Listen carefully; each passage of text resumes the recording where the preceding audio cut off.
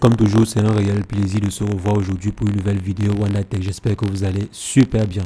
Alors les amis, ça peut arriver que vous ayez besoin d'une adresse email temporaire pour par exemple vous inscrire à un site ou bien pour avoir accès à un service sans pour autant utiliser son adresse personnelle. Parce qu'on sait très bien qu'il y a souvent des services qui utilisent mal votre adresse email personnelle. Donc au lieu de fournir votre adresse mail personnelle, vous pouvez par exemple fournir une adresse email temporaire pour pouvoir accéder au service ou bien utiliser le service en question de façon temporaire. Et comment faire pour avoir accès à une adresse email temporaire, c'est ce qu'on va rapidement voir dans cette vidéo. Et si jamais c'est la première fois que vous passez par ici, régulièrement nous faisons de superbes astuces pour vous montrer comment utiliser au mieux l'outil informatique au quotidien.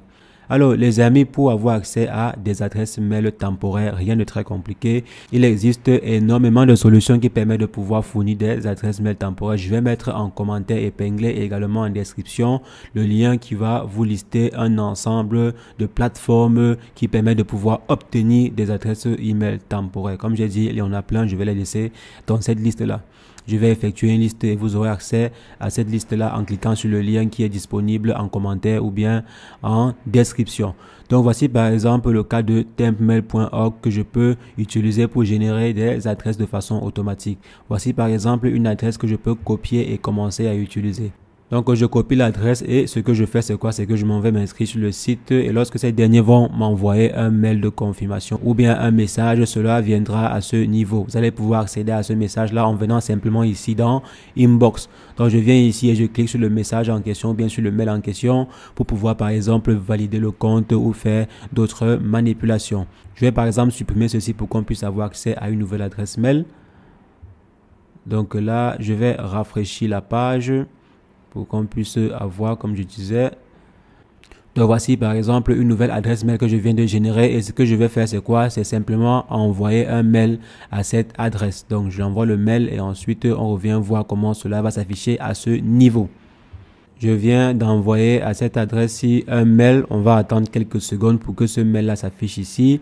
Donc généralement ça ne met pas de temps comme vous voyez. Voici le mail qui est arrivé. Je clique simplement dessus.